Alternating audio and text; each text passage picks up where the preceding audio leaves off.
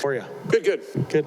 Just wondering if at this point you know who's starting game 2 and if you'll share that with us. Yes, I do know, and we'll wait till tomorrow, most likely, to share that. How about that? So decisions made, but it's a tactical thing not to... Sure. Yeah, we got time. We'll use it. Okay. With Mike Smith, there is risk and reward that comes with his game at times, but when it goes really well. He knows he made this mistake, Jay. Does Mike Smith need to change the way he does things a little bit here, or is this just a veteran that needs to not do that again?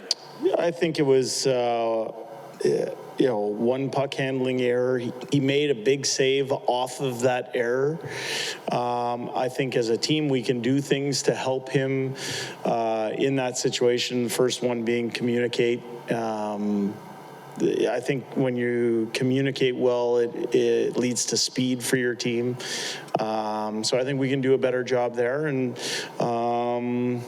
I think it's a real skill of his. And that one play you're referencing is one that he'd like to have back, but it's a real asset of his. Is there a fine line to be walked between not being too wound up, it's only one game, and the urgency of not going down 2-0? Is there a message you have to instill in the players, or are you just content to leave them handle what they've been handling pretty well this season when it comes to coming back from losses? Yeah, I think after the game last night, I used the term that I have faith in our ability to regenerate and kind of regroup. I think it has been a real strength of our team. When you head into this morning, you want to make sure that you do your work and that you see things clearly. And you want to give your players something that they can hang their hats on in terms of areas to improve. And I thought we did that this morning. It was a good day for us. Jay, it appeared that Mike was trying to hit somebody with that pass. It looked like maybe he was trying to pass the puck to Draisaitl. Is that how you saw it on the video? Yeah, I mean, he was, we went up the middle instead of keeping it coming around the wall. In the end, their player made a good play to pick it off. As I said to Ryan, I thought Mike made a heck of a save, his recovery off of that. And in that situation, off that initial save, there's things that we can do off that initial save that I think we can be better as a group in. And what did you like about Yamamoto's game last night? It seemed like he was pretty much involved on every shift, starting with the penalty on Iafallo. Yeah, I thought Kyler was somebody who was emotionally attached to the game, physically invested, did hard things. He was someone who was relentless on the forecheck, was detailed on his back check. He was a good hockey player for us last night. Conversely, you only played Jesse 8 minutes. What didn't you like about his game? Well, I would say that if you watched how that game played out, there was, I think, 4 power plays for each team. So that's 16 minutes right there. When you're not touching that side of the game, that means that there's only, 44 minutes left to play, and those usually get evenly distributed. I thought there were some good things about Jesse's game yesterday. Most notably made some good plays on the track. He did some things for line mates, but when it's a penalty-filled game, that's why sometimes you see some players' minutes down. One last one. He looks to me like he's fighting the puck when he's got the puck on his stick in the offensive zone, and he's rather than take a shot, he's giving it away to somebody else. Is that what you see as a coach? No, I don't necessarily see it like that, Jim. I think if you look at the game yesterday, I think there were opportunities where we can be sharper offensively, certainly as a team. And there's opportunities for us to be sharper defensively. The other team does some good things as well. You got to give a little bit of credit there. But in the end, it was a 3-3 hockey game. And if you would have looked at the chances from when the game was tied 3-3 until the 5-minute mark of the third period, I would think most people would agree that we had the bulk of those chances. So now we didn't love the result. Disappointed that we didn't get the result we wanted, but there was some good things to take out of that game as well. Thank you. What did you think of Ryan Nugent-Hopkins' play and that play of the third line last night? Well, I thought, it was an interesting game because of the way it played out for the other team. We're talking minutes distribution. I was just explaining how, there was essentially 16 minutes of power play time combined. So when you have that, and when I think on the other team, there was some guys that played under 3 minutes, under 6 minutes. So in that type of game, it's a unique type of game to be involved in. It has a unique rhythm to it. I thought Nuge made some plays on our power play, a big factor in our power play going 2 for 4. I thought he was a mainstay on our penalty kill. I think there's some areas that we can clean up defensively as a team. But yeah, he's going to be a good player for us as we move through the series. Well, we saw a lot last night of those top two lines going against each other. Yeah. David Draisaitl, Kopitar, and Deneau. Yeah, I think Kopitar played more than McDavid last night. Yeah, I just wonder about that third line, and maybe if there's a way to kind of activate them, and if would there be some value maybe of putting Jesse Puljujarvi with Nugent-Hopkins to maybe give that line a little bit more of an offensive. Are you trying to coach the team, DNB, or what?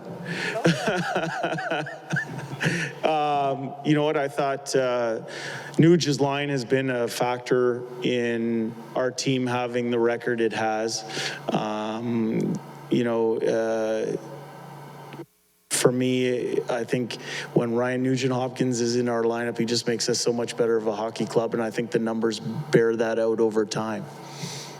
There's been a lot said about the role emotion played in last night's game. Mm-hmm. What do you say to your players about managing that emotion heading into Game 2 tomorrow?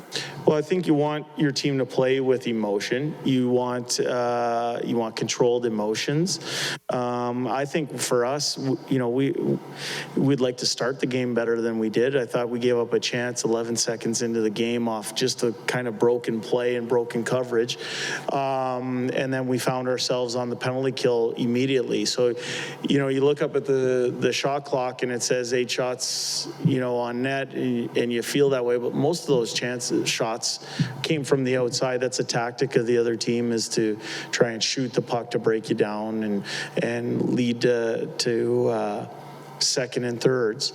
I thought, you want your team to play with emotion, but as I said, you want it controlled, and you want to make sure you're playing towards your identity and your structure. That's what's got us to this point. Jay, you guys have done a lot of winning since you've come on board here, showed the ability to bounce back after losses, but it's also a group that has lost 5 straight playoff games. A lot of that predates you. Yep. When you come in today as part of your messaging to this group, how much of it is just to focus in the here and now and not even worry about needing to boost the morale? I know it sounds corny. All of it.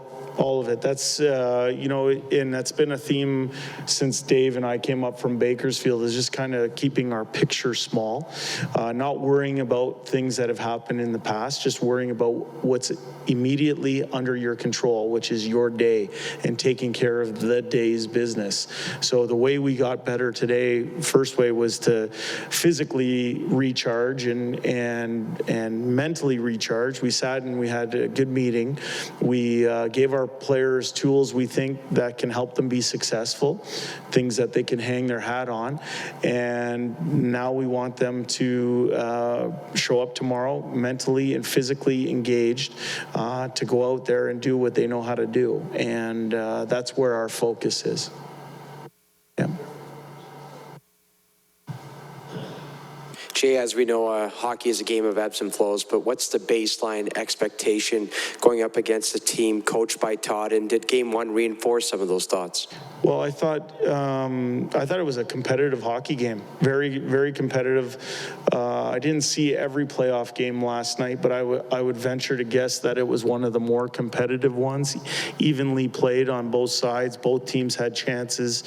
I think the LA Kings are a team that plays a certain style, plays towards what they feel their strengths are.